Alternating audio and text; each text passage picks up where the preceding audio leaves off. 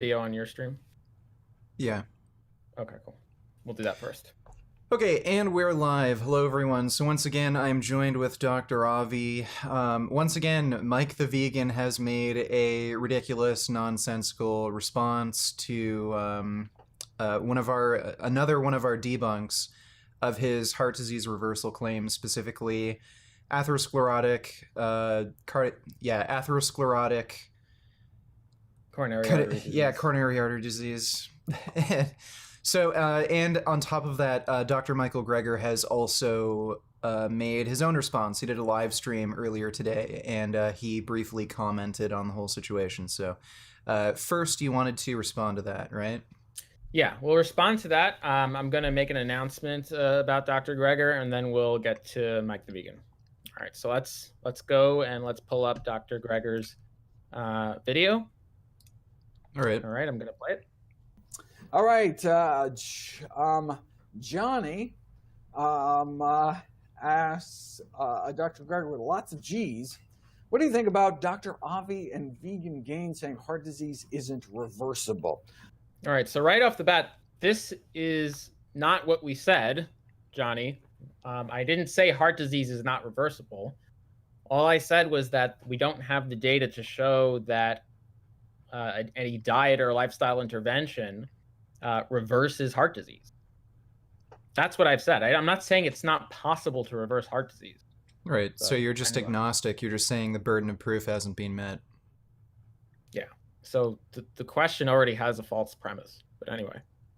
I've had a lot of respect for Avi, but I think that we've gotten to some semantics here. That's part of the problem.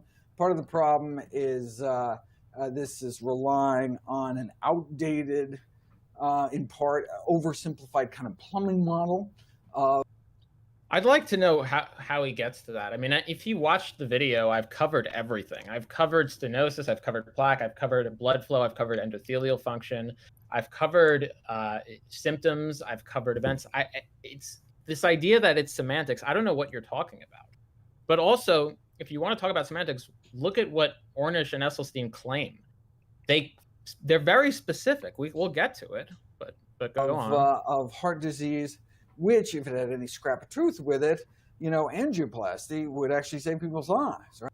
No, that's not necessarily true. So again, really specific. So let's actually just go remind everyone what claims were actually made. So I'll just share my Discord screen. Okay. So just to remind everyone, this is on Ornish's website. You can reverse heart disease with the Ornish Lifestyle Medicine Program. The reversal is measured in two ways. We showed both plaque regression at 1 year and more at 5 years, and increased blood flow of 300 to 400%. So two claims are being made here. Claim number one, that they're showing plaque regression. Claim number two, they're showing increased blood flow. I've addressed both of these things. Now, if you want to have some comprehensive, different definition of heart disease, present it and present a clear way I could adjudicate reversal from non-reversal, that's fine. But with respect to the definition I was using, I was attacking the claim of plaque regression. And so you're just changing the topic. And also, if you want to say that this is on Ornish's website, but Ornish didn't particularly write this himself specifically, he wrote his paper. And the conclusion of his paper says more regression of coronary atherosclerosis occurred after 5 years than after 1 year in the experimental group. In contrast, in the experimental group, coronary atherosclerosis contributed to the progress and more than twice as many cardiac events occurred. So Ornish is the lead author on his paper, and he wrote this in the conclusion. So the claim is very clear: regressing coronary atherosclerosis. Now, Dr. Greger says that if that were true, then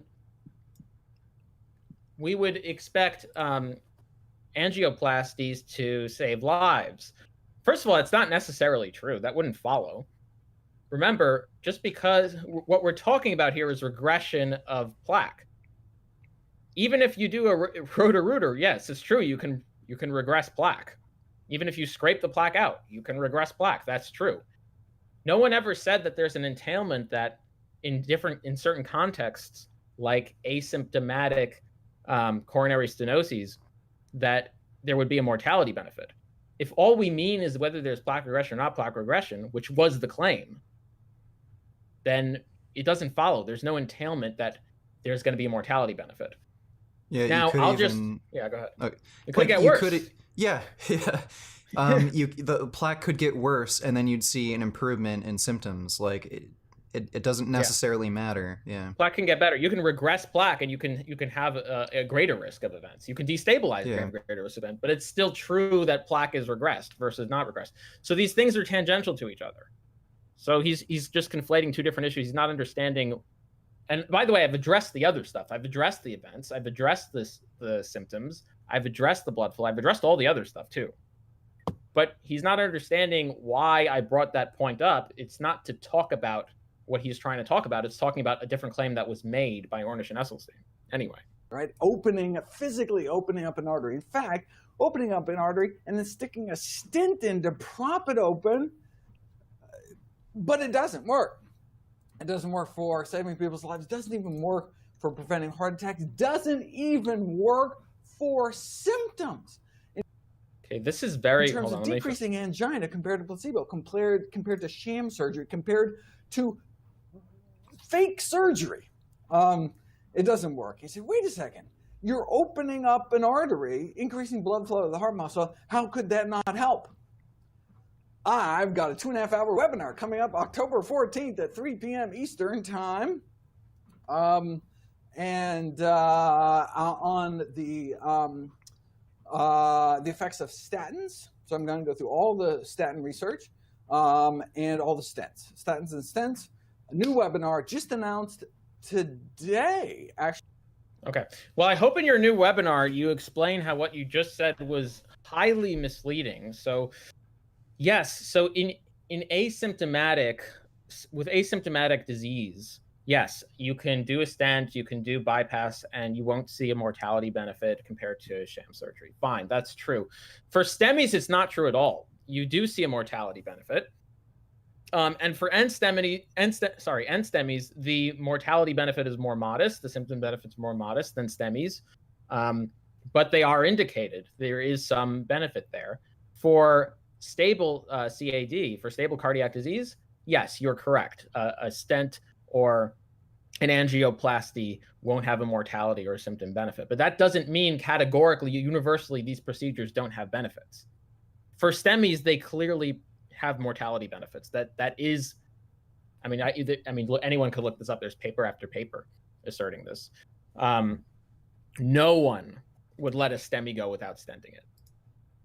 Now, that's not the point of this conversation. The point of the conversation is just we were talking about something else. Now, if you want to talk about events, we've covered events. If you want to talk about symptoms, we've covered symptoms. If you want to talk about the PET scans and improved blood flow, we've covered all of that. If you want to talk about endothelial function, guess what? We covered that too. Watch our video. So this idea that I'm just focusing on one thing, it's just not true. Let alone the fact they've actually claimed that one thing. Should be tracking that, but I'm not just focusing on one thing. I've covered a whole broad spectrum of things that people are using to call reversal anyway. But let's get into some good news with Dr. Greger. So, as some of you may have known from the previous video, Dr. Greger has reached out to me to help him fact check his material. And even though just today he is continuously misrepresenting my position and won't have a conversation on it publicly or privately, I'm going to help him, and I'll explain why. I'll read off my community post. So, following recent events, Dr. Greger has reached out for my help to assist him in fact-checking his work to ensure that future videos will not have misinformation. NutritionFacts.org has many fact-checkers, especially for his books, because you can't go back and correct your books after the fact that they're already in people's hands. But per Dr. Greger, no one's fact-checking the video content before he's recorded. And Dr. Greger has requested that I be the sole individual to fact check that work to nip any misinformation in the bud going forward. So I have mixed feelings about this. So for one, Dr. Greger continues to misrepresent my critique of heart disease reversal, and so far has refused to discuss the topic with me. But on the other hand, Dr. Greger has one of the largest platforms in disseminating health information to the vegan community. And because of that, it would just be a huge, it would make a huge difference for our movement. And it's very important for legitimate information to spread. So after careful consideration, I've decided to swallow my pride and help Dr. Greger for the benefit of our community, even though just today he has gone to his audience to misrepresent my position after answering a loaded question. But I can only hope that one day he will open up to, well, I'll just tell you why he's not doing it. So he's convinced that Dr. Ornish will convince me. Dr. Ornish is not communicating with me. He will only communicate with me once my peer-reviewed publication is published, and he will communicate in the form of a response in the journal, and back and forth we go through the journal. That's how Dr. Greger thinks Dr. Ornish is going to convince me that he's right and I'm wrong. I don't know why he thinks that, because Dr. Ornish has already written to me in an email why he thinks I'm wrong, and none of the arguments are any good at all. But he did say that if I'm not convinced after that whole journal exchange, that he'd be willing to have a conversation. That's going to take a very long time, and I can only hope, Dr. Greger, if you're watching this, that you won't misrepresent my view in the meantime. So I'll be helping Dr. Greger so that he can put out information to the vegan community that will be accurate. And a couple things I want to make absolutely clear to everyone: what this does mean and what this doesn't mean. This does not mean that I am associated with nutritionfacts.org. That's number one. It also does not mean that I'm going to have the time to correct everything Dr. Greger puts out. If more information comes out, it doesn't necessarily mean that I vetted it. So if you see a video and something is inaccurate, don't say, oh, even like I may have vetted it, I may have not vetted it. I have a limited amount of time, I'll try. What it also doesn't mean is that I now agree with Dr. Greger on any of my previous disagreements or his misrepresentations of my views and refusal to discuss them. It doesn't mean I'm not going to go hard on him. It just means that I'm going to try to do what's best for our community, and so I'm going to try to work together. I also want to make very clear that I'm not going to be taking any payment for this. Everything I do is going to be a favor. I also want to extend this offer to other public figures in the vegan community that I strongly disagree with on many things. This includes you, Mike, by the way. If you want my help, just reach out and ask. My time is limited, but I will try to do what I can. I really hope this sparks a newfound commitment to truth in our movement. And with that, let's go to Mike. Okay. So I'll just share my screen and we'll go to Mike's comment.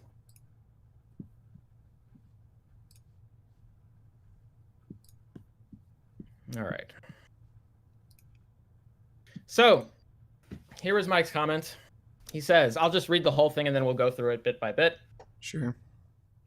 Mike says, me in 2026. This new vegan study showed a 20% reduction in plaque volume using IVIS. AVI. But there is nothing definitively proving that 20% would have a clinical impact. You get my point? It appears that AVI will sidestep any claim, any new information that is presented. Take this clear bait and switch with SFR. I presented a study showing that SFR was superior to the metrics he put forth for clinical lesion severity. He stretches a limitation about this finding to somehow apply to all of the severe stenoses in Ornish's study, as if all severe stenoses are certainly surrounded by totally jagged, turbulent arteries with unreadable proximal and distal references. A ridiculous assumption. Then somehow minor changes in these reference measurements offset a 45% improvement in this metric By the way, they actually do. We'll go through the math on that. They actually can, I should say. And actually not just 45%, they can actually offset more than 45%. And we'll go through that later. I must have not read the study though, and I am clearly a pseudoscientific hack and so on. So Mike, well, you know what? I'll just read the whole thing. We'll go through this. Up until now, I haven't addressed the personal attacks that are baked into these videos against me and virtually all vegan doctors. I have been holding back, but ask yourself, how is it that Avi is pretty much the only one that is allegedly right? Gregor is a quack. So is Esselstyn, Ornish, and his accomplished cardiologist co-author, quacks, and heck, former American College of Cardiology president himself, Kim Williams, co-wrote that a plant-based diet reverses CAD, so he must be uneducated too. Lancet, wrong. Medicare, wrong. Harvard Heart Letter, wrong. If you don't engage or agree with Avi, you too are a quack. He is building a case where his followers are made to believe that he is the only credible source, and I hope this can be reflected upon. But for many, the damage is done here. With me, my channel is now worthless to them, which I guess has been the goal. I just ask that you don't write off all the amazing people above. Finally, to the notion that I am somehow hurting the vegan movement by claiming what all of the above also claim is the ultimate gatekeeping of vegan advocacy here. It is okay to have different beliefs within the vegan movement. It doesn't always mean that it hurts the animals, but making content that addresses animal issues that I have been putting my time and energy toward instead of this discourse does have a bit of a chance to help some animals. So that is what I will continue. That is what I will continue to do, despite the disgust generated for me here. Whew. Okay. There's so many places to begin. Okay, we'll just take it from the top. So Avi, but there's nothing definitively proving 20% would have a clinical impact. Again, Mike is just assuming what I will say in the future at this point. I actually said IVUS would be the way to measure it. Now, if it turns out by some miracle that we have even better technology of measuring plaque that shows IVUS doesn't work, fine, but I highly doubt that will happen. The reason I've changed my view in quantitative coronary angiography is because the IVUS data shows we can't make that inference. And yes, it's the delta issue, Mike. It appears Avi will sidestep every claim. Bait and switch from SFR. I presented a study showing that SFR was superior to the metrics he put forth for the clinical lesion severity. Mike is saying that I stretch a limitation about this finding to somehow apply to all of the severe stenosis in Orange study. That's not true, Mike. I did not say it applies to all, and nor do I need to say it applies to all. And as if all those severe stenoses are certainly surrounded by totally jagged, turbulent arteries with unreadable proximal and distal references. No, Mike, it's not. That's not the problem. The problem is not that they're not unreadable. The problem is when you get the reading, it results in a spurious SFR. We'll go over that. A ridiculous assumption. It's not an assumption, Mike. On the average, it's actually true. Not what you said, but the problem of pseudo-regression, the problem that the reference artery decreases. And we'll go through the math on why that is a problem on the average. Then somehow minor changes in these reference measurements offset a 45% improvement in this metric. They can actually, Mike. We'll go through it. I must not have read the study, though, and I'm clearly a pseudoscientific hack and so on. So it's not that you're a pseudoscientific hack. It's that you're just out of your depth. I'm sorry. When I did this, I didn't just pull this out of my ass. I went to the experts. When I made these videos, I went to experts from Harvard, interventional cardiologists, and I ran my arguments by them. I went to multiple interventional cardiologists from the plant-based community and from not from the plant-based community. I've spoken to statisticians. I've done my due diligence here. It's not that you're a pseudoscientific hack, Mike. It's just that you have this. Look, there's a combination of things. Like Mike, there's this tendency. What you do here is you don't have earned credibility, and yet you have this tendency to think you're right about something when you have no experience whatsoever. You have no knowledge. You're clearly wrong. And instead of running it by, when people have asked you to run things by people such as myself, I know for a fact that you've told them, hey, no, you know what I'm going to do? I'm just going to do a video on it. And so that's the issue. The issue is you just don't have earned credibility. You go and you make these videos without thinking you're just totally right when you're just completely out of your depths. You don't have the wherewithal to evaluate this stuff. And we're going to go through it again. So let's take the SFR. So recall the equation, and I'm actually going to correct something I said before in a previous video. So when we recall the equation for the change in pressure, which was 8 pi times the blood viscosity times the stenosis length divided by the cross-sectional area of the stenotic segment multiplied by 1 over the cross-sectional area of the stenotic segment multiplied by the blood flow plus the blood density divided by 2 multiplied by 1 over the cross-sectional area of the stenotic segment minus 1 over the cross-sectional area of the normal segment. That whole term gets squared times the blood flow squared. Now I made two mistakes here. That doesn't change the criticism. One mistake I made was that I said it gets more negative. I shouldn't have said that because the whole term gets squared. So as the stenotic segment, so the normal segment here gets smaller, this whole term gets larger and the magnitude decreases. Now it's theoretically possible for it to increase if the normal segment gets smaller than the stenotic segment. But that is going to be incredibly rare, if not impossible. The stenotic segment will almost always be smaller than the normal reference segment. The other thing is this is not an N, it's eta. It's the Greek symbol eta. So it's A of eta. But in any case, it doesn't change the critique because the central problem is still the same. The problem is that when you have pseudo-regression, your reference diameter gets smaller, the magnitude of this term gets lower. And because of that, the change in pressure drop is lower. And if the change in pressure drop is lower, your SFR or CFR, stenosis coronary reserve, stenosis coronary flow reserve, will be greater spuriously. And we're going to go through these values. So Mike's trying to say a couple of things here. So he's trying to say that the degree of the normal reference artery and the severe stenoses it's just small. It's too small for it to matter. Well, Mike, if you actually look at the decrease in the normal artery, the absolute decrease of it is actually greater than the increase of the stenotic segment. This opening up of this minimal luminal diameter change, it's actually less of a magnitude than the absolute decrease of the reference diameter. Now, I want you to just visualize how coronary flow reserve or stenotic coronary flow reserve works. So there's a standardized aortic pressure, which is 100 millimeters of mercury.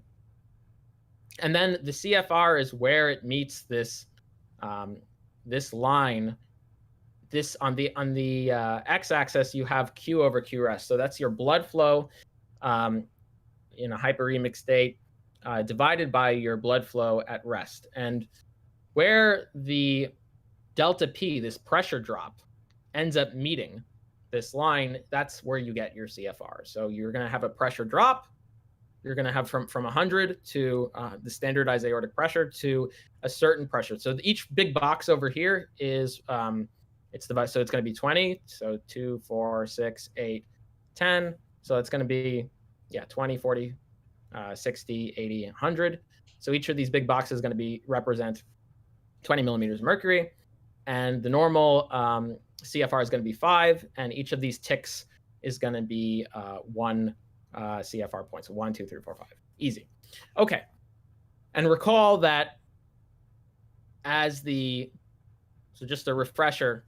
So this is not SFR. This is FFR. Recall that as the pressure drop increases, as the stenosis gets worse. You remember that, Richard? Yeah. And as the stenosis improves, the pressure drop decreases. So notice how that makes sense, right? So if you have a large pressure drop, your CFR is really low, which makes sense. That's a bad thing. You want your CFR to be high.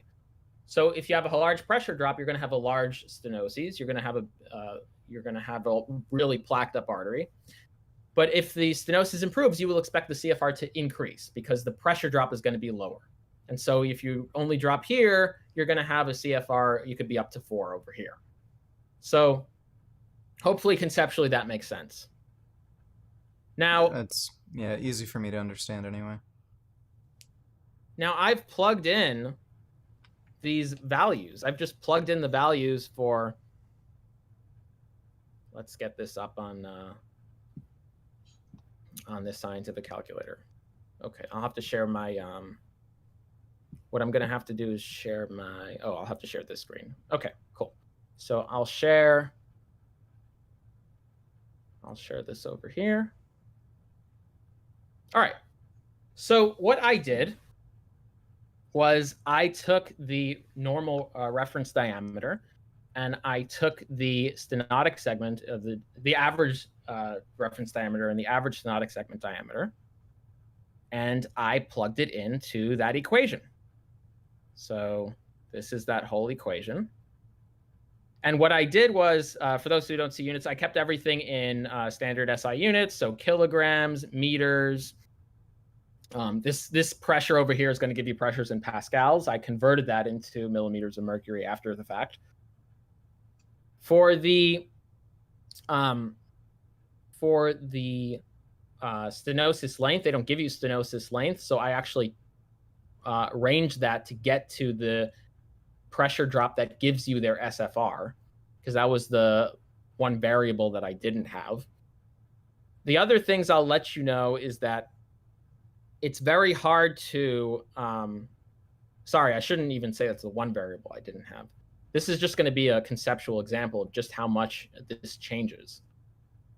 So going back to the term for the stenotic segment of the artery, actually, we'll do that after we do the calculation because there are some limitations to this. So you can see this is the amount of pressure. If you convert that into the pascals into millimeters of mercury, what you get is a 57 millimeter of mercury drop. So let's take a look at where that gets you to. So I'll just share the screen.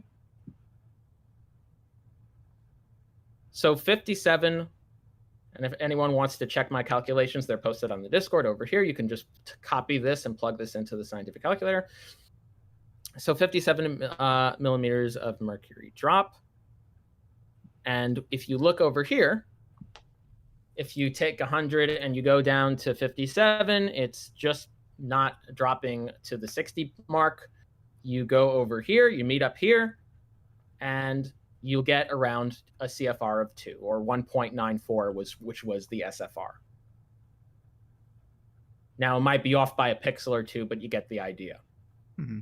Now, let's do the same thing. One thing I'll say before that is the length of the stenoses and the cross-sectional area. So you can't just calculate the cross-sectional area just by putting in pi r squared. So I wanted to do that. That would have been really nice for the stenotic segments, but they're not regular. They could be jagged, they taper. And so you can't really, if you actually try to plug it in for the delta one, you don't get a good result. You don't get accurate results, I should say. But it's a lot easier to do it with the reference artery, just to test what spurious results reference arteries give you in this formula. So this would be the reference artery. The Q values are calculated based on the reference artery, by the way. They just assume 15 centimeters per second of blood flow for resting. And then you multiply that by the cross-sectional area of the normal reference artery, get blood flow. And then that blood flow is going to be the same thing in the stenotic segment. So the blood is going to be going at faster than 15 centimeters per second to maintain the same rate of blood flow. Anyway, let's take a look at what happens when we go to these severe stenoses and when we get this type of decrease in the reference artery, which was statistically significant and greater in magnitude than the improvement in the stenotic segment. But let's just calculate it. Let's just see what happens if we plug that in. And yes, I know that arteries aren't perfectly cylindrical. They have some sort of, they're elliptical to some degree, but this is just an estimation. So I will go and share the screen.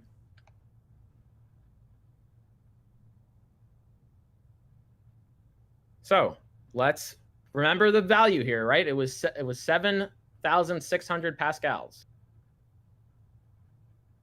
Now we just pasted it in what the value is going to be when we drop. Okay, everything constant, we're just having pseudo regression. So this is the effect. That's the difference. It goes from 7,600 pascal to 5,020 pascal. It's pretty huge.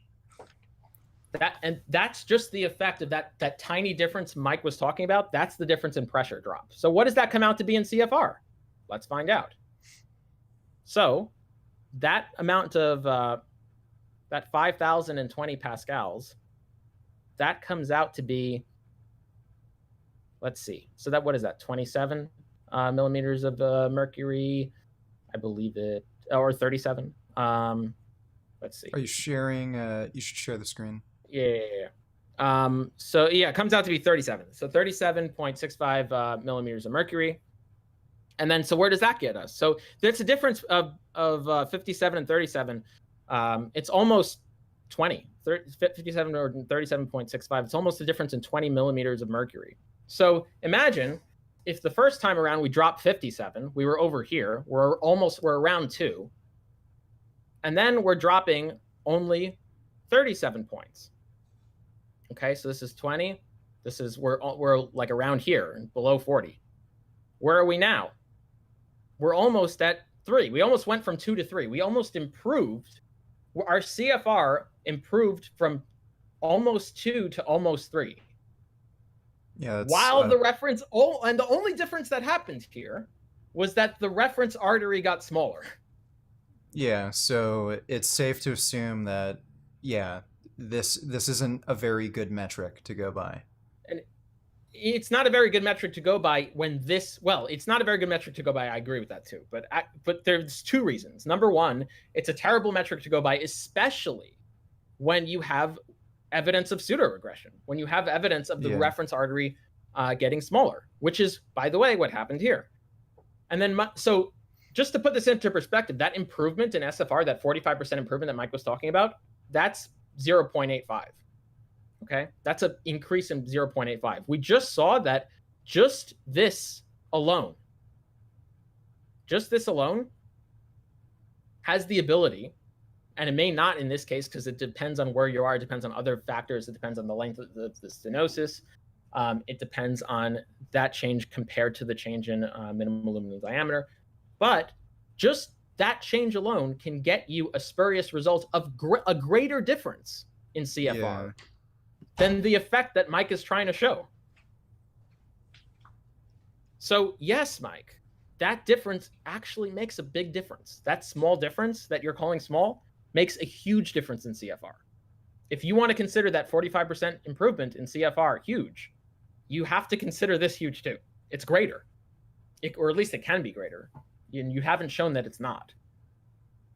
And no, it doesn't have to apply to all stenoses, Mike. Remember, the 45% improvement wasn't for all stenoses either. Not to mention that we don't do things based on cherry picking. We take averages. I mean, this is basic, Mike. You know this. We take averages. We look at data. So, yes, I'm going to go by the average, just like the improvement in SFR was an average. That's why I'm looking, and also on average, the reference artery got smaller, statistically significantly, and to a greater degree than the minimum luminal diameter opened up. What's the problem? That's just one criticism, by the way, Mike. And I'm just going to repeat this. I'm going to keep repeating it, Mike, because every time you respond, you don't address the second criticism. The second criticism is delta X correlating with delta Y is not the same thing as X correlating with Y. These are snapshot values when you compare it to FFR, the gold standard. Snapshot values, the correlation coefficient is 0.45 or something. That's not the same thing as delta SFR and delta FFR. And Mike, if you wanted to make your case stronger, you could have done so. You could have just looked at all the stenoses. Look at this. The SFR over here for all stenoses, statistically significantly improved from baseline to follow-up and compared to the control. And there's no evidence of overall, on average, pseudoregression. Now, there's evidence of pseudoregression for the severe stenoses, and they were lumped into all stenoses, so that argument may not end up going through. But Mike could have actually made a stronger argument over here. Why didn't he do it? Because the results don't look as impressive, and he wants to blow the results up. Or 3.94. Yeah, or he just flat out doesn't understand what he's looking at. Yeah, that's true too. Or he just doesn't understand what he's reading. Or he just doesn't try to read it. 3.94 to 4.07, that's a very small difference. You could make that argument, but that fails too because, number one, the stenoses that did show pseudoregression were lumped into there. Maybe, but even if you want to argue, well, on the average it wasn't, the other problem is the delta problem. So I want to hear you respond to this, Mike. The correlation between SFR and FFR is around 0.45.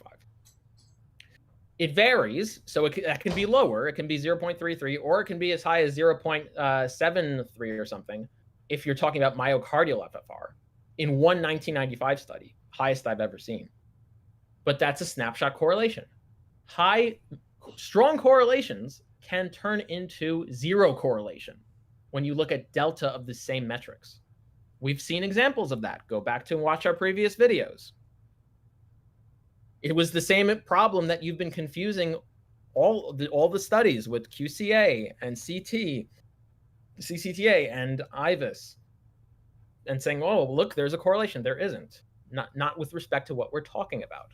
You're confusing delta metrics with snapshot correlates. So 2 issues, Mike. Please address both of them. Let's continue. Oh, now we're going to just do into the... See, this is boring. It's just the personal attacks now. All right, We'll go through it. I like going through the science. Now we're just going to do... All right, whatever. Up until now, I haven't addressed the personal attacks that are baked into the videos against me. And virtually all vegan doctors. I have been holding myself back. How is it that Avi is pretty much the only one allegedly right? I'm not... So that's a straw man. I'm not saying that I'm the only one allegedly right.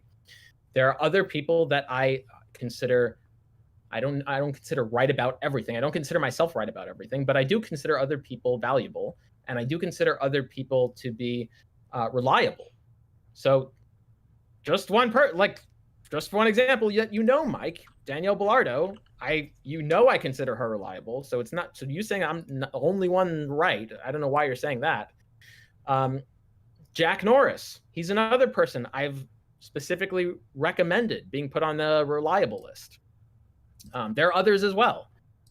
Rob Osfeld, by the way, who has changed his view on the matter, just so you know. And actually, you do know.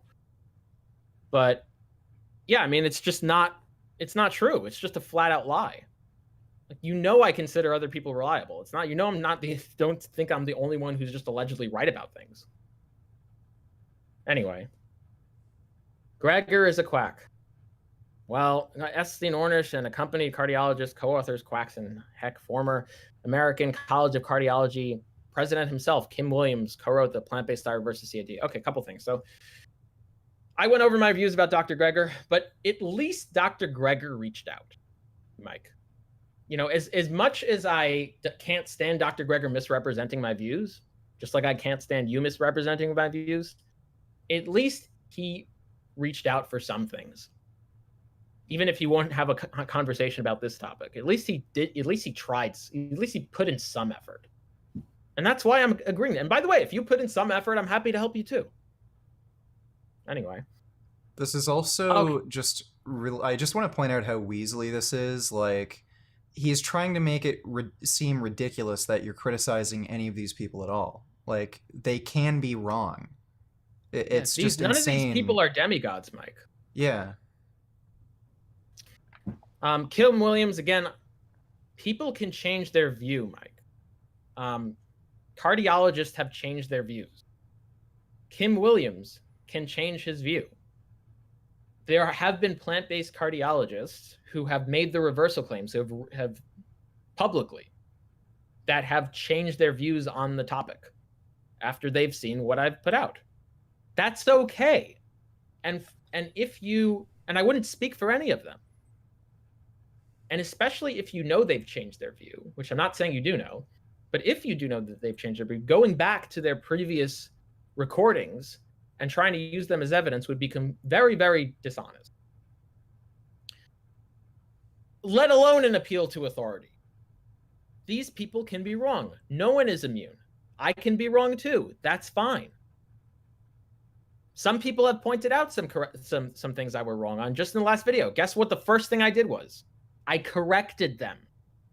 And I admitted, and I wrote publicly in the comments, and I'm making a video now correcting those previous things. That's what you do when someone points out to you that you're wrong about something. You announce the correction.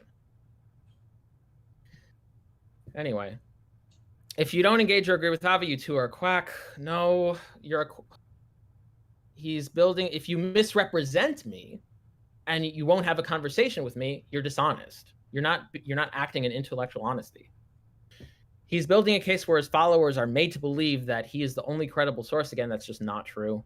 And I've hoped that this can be reflected upon. Again, I don't know where you're getting this from.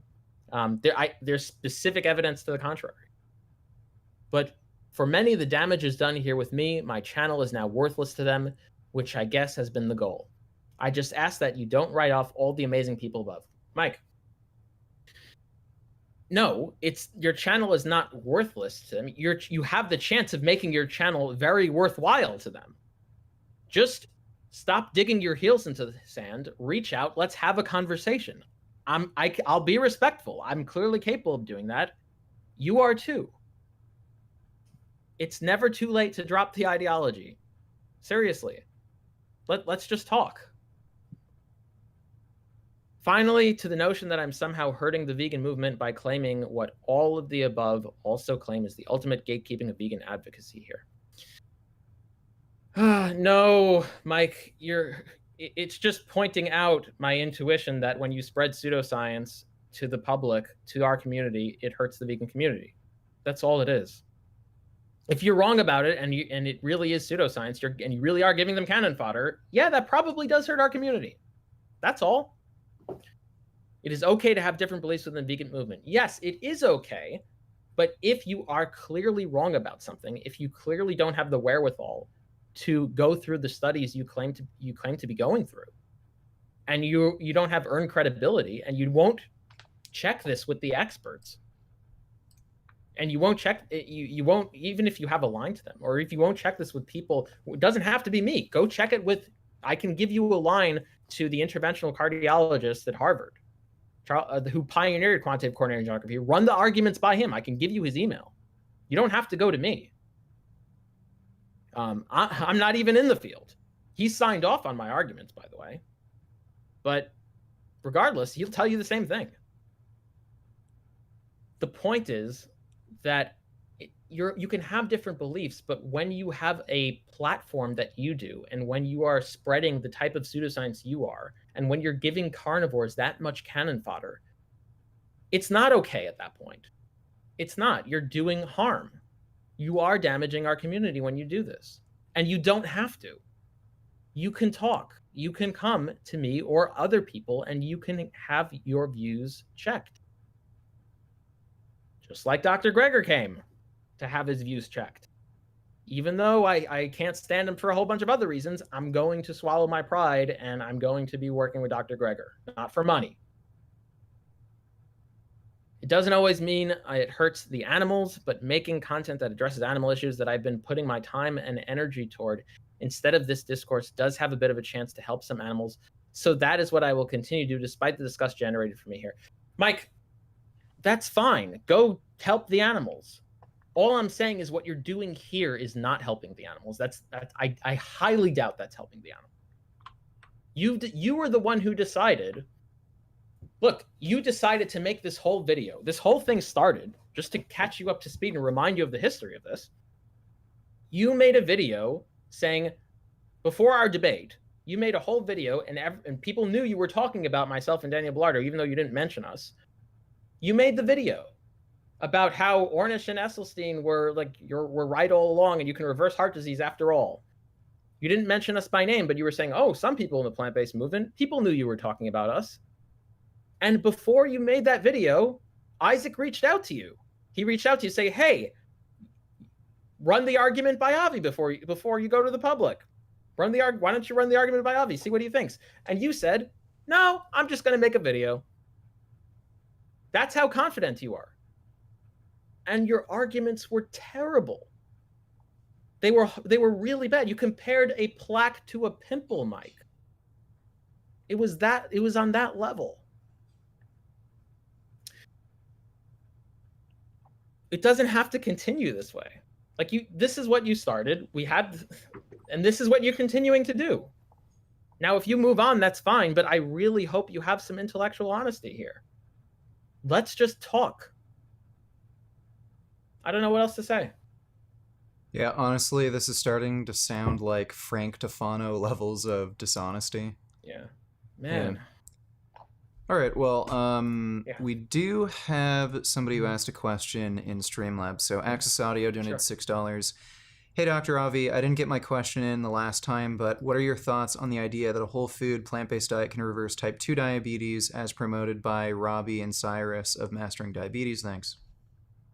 Okay, so it depends on what you mean by reverse. We have to be really specific because reverse is a very tricky word. If what you mean by reverse is improvement in blood sugar levels or blood sugar control, yes, I agree. If that's what you mean when you say the word reverse, sure. If what you mean is that you've cured your diabetes, I don't agree. I don't think that's been shown. It's very hard to show that. It has to do with the way diabetes is defined and De Morgan's law in logic. So if there's 4 different criteria for defining diabetes, diagnosing it, and it's a disjunction of those 4 things. So De Morgan's law would say to say something you do not have diabetes, you have to show that those 4 things are not there, not just any one of those 4 things are there. And it's very hard to do that. But if all you mean is just improvement in blood sugar, sure. Like you can improve your blood sugar control on a healthy diet. Yes, on a whole foods plant-based diet. Absolutely. And I to would the just point, be very, yeah, go ahead. And would that be to the point where you could conceivably go off of like insulin or other medications? At some point, you can decrease your insulin dosages, and at some point, you may be able to go off your insulin. I want to point out a very strong disanalogy between your sugar levels and your LDL levels here. If your sugar levels are dropping too low, that's dangerous. If you lose a bunch of weight, get your sugar under control, eat a whole food plant-based diet, and you improve your hyperglycemia, and then you're still taking the same amount of insulin, you can tank your blood sugar levels. That's a problem. If you make lifestyle changes and you lower your LDL level, and you take a statin and your LDL is lowered even more for secondary prevention, that's not a problem. You can lower your LDL level and keep lowering it. You're not gonna. It's actually fine. You can't do that with blood glucose. There's a fundamental difference there. Does that make sense? Yeah. I think that was a good response. I'm just looking through the chat to see if anybody has any questions, any thoughts.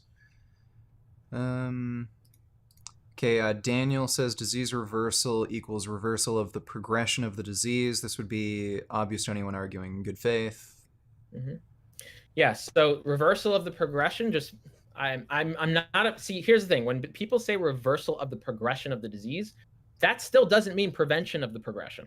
It means reversal of the progression, meaning the disease progressed and then that progression that happened reversed. You can't reverse something that hasn't happened yet. That's called prevention. So no, I mean, we can use that term. It's fine. It just means it's almost a tautology. I don't see how it's meaningfully different.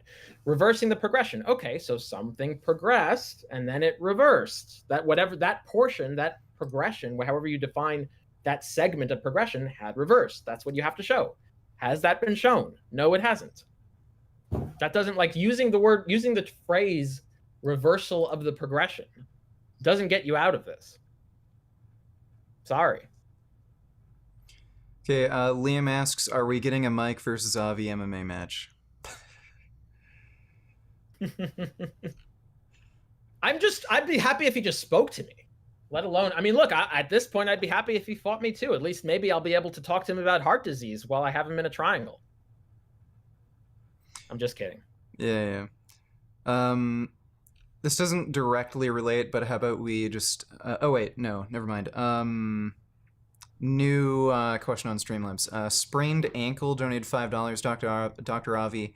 Bit off topic, but I've watched your videos on organic foods. Are you still against organic for the dirty dozen? Yeah, absolutely. I'm still against organic. As a general heuristic, for ethical reasons, I am still against organic foods, organic plant products.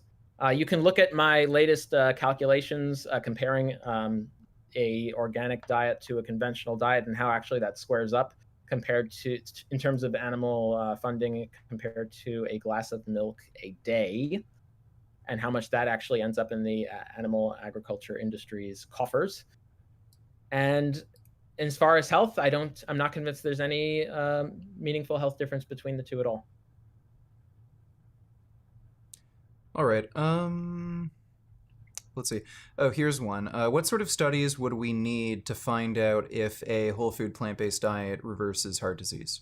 Okay, so it depends how you're defining it. So if you're defining it in terms of plaque regression, you would look at IVUS. You would need an IVUS-based study, ideally a crossover trial. If not a crossover trial, a parallel trial design by which the control group, by which you can show two things: a statistically significant difference between the treatment effect and the control group, treatment and control, and statistically significant difference between the experimental baseline and experimental follow-up. If you're talking about it in terms, yeah, sure, go ahead. And IVUS stands for intravascular ultrasound. Intravascular ultrasound. You're basically, yeah. You don't. Yeah, you're you don't technically have to do it. There's other things. There's other technologies, CCTA. Although that's debated. Some people say IVUS is better. Probably is. Actually, it is. OCT, optical coherence tomography. That's another way that can be done. If you're talking about blood flow, you can do that too. So either same thing, crossover trial, or parallel trial design, which you can show those two statistically significant different things between treatment and control, and between experimental baseline and follow-up.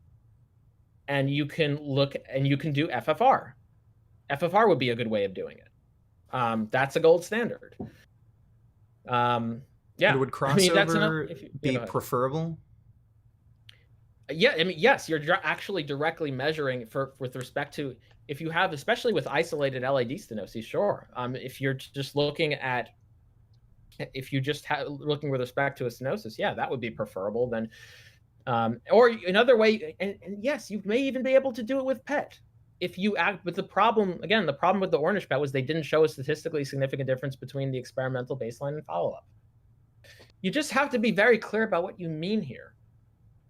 When you say reversal, what metric are you looking at? Well, if you're talking about, okay, well, I'll just keep answering the question. If you mean reversal in terms of endothelial function, you can do that with flow-mediated dilation, although it's very I may be looking into that and thinking there is questionable value in the deltas for FMDs, but that's a whole different topic. You would look at flow-mediated dilation, and you would not do what Lynn did, so not do what the study Mike cited, which did 90 different comparisons with 30 different endpoints, and then just report what was statistically significant, like p-hacking almost, without any correction for the problem of multiple comparisons.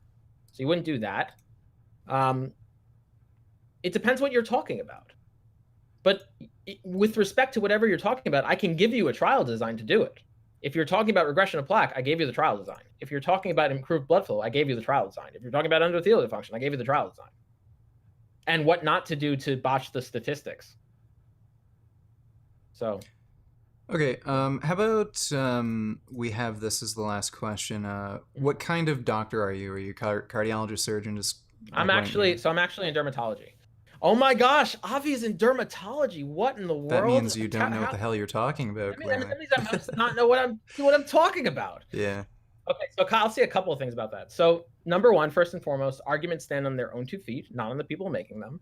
So, and number two, most people don't realize this, but dermatology is actually the hardest field in medicine to get into. It requires the highest board scores, if not one of the highest, if not the highest. And sometimes it's tied for plastic surgery. It requires the highest board scores to get into, and it's in the top 3, if not top 4 requirements in terms of research requirements as well to get into dermatology. Now, that doesn't mean I'm going to be an expert in cardiology necessarily because I'm a dermatologist, but it does have a little bit of a check to get into derm. It's that incredibly you're difficult. at least smart. Yeah. You have to be, there's like, as far as doctors go, you have to have, I mean, it's the highest average board scored accepted field in terms of board score requirements. So anyway, well, for whatever that's worth, like, take it or leave it for what you will. But fundamentally, the response to that is arguments stand on their own 2 feet, not on the people making them. All right, well, thanks for coming out again. Again, anybody who's interested in debating Avi, including like Mike the Vegan, any doctors, like anyone can go over to Ask Yourself or your Discord, debate you, and I will link... Or anyone who's interested in reaching out for help. If any of you, any of the vegan public figures, if anyone's interested in, if they're worried about putting something out, if they're like, okay, I'm not really 100% sure about putting it, like, reach out to me. I can't promise I'll have all the free time to do it, but just at least try and reach out. Yeah. And I'll do what I can. Yeah, and Avi's helped me with a few videos before. Yeah, so... And I will link his YouTube channel in the description, and I will also link his research Discord, so if anybody wants to look through all the research and the arguments, and you want to do that on your own, you can. But thanks for coming on, and have a good night, everybody.